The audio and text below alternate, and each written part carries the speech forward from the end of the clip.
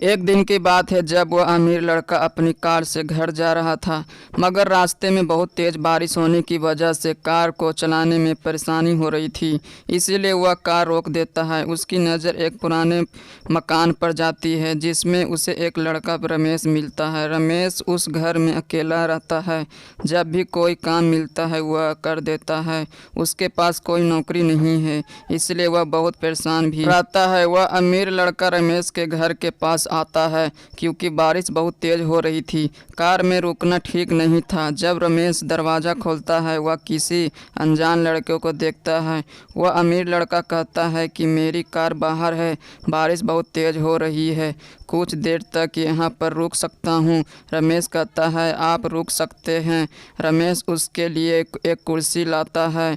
उसके बाद वह पानी लेकर आता है क्योंकि रमेश को वह मेहमान से कम नहीं लग रहा था। रमेश के पास अक्सर कोई आता नहीं है क्योंकि वह हमेशा काम की तलाश में बाहर ही रहता है। उसका परिवार गांव में रहता है।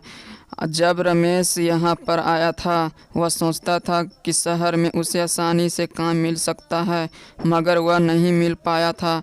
जिस मकान में वह रहता है वह किराए का है। अब इससे अधिक सस्ता मकान नहीं मिल सकता था। वह अमीर लड़का रमेश से बात करता है। वह उसके जीवन के बारे में जान लेता है। अमीर लड़के को लगता है कि मुझे इसकी मदद करनी चाहिए। आज इसने मेरी मदद की है, इसीलिए वह अगले दिन रमेश को बुला लेता है। आज रमेश को नौकरी मिल गई थी। रमेश कम पढ़ा था, मगर आज उस अमीर लड़के की वजह से एक कंपनी में नौकरी मिलती है। वह कंपनी में सफाई का ध्यान रखता है। अब उसे इस कंपनी ने एक घर भी दिया था। वह अमीर लड़का उस गरीब लड़के की मदद करता है। यह इसलिए हो रहा था क्योंकि उसने भी मदद की थी। जब हमारी कोई मदद करता है तो हमें भी मदद करनी चाहिए।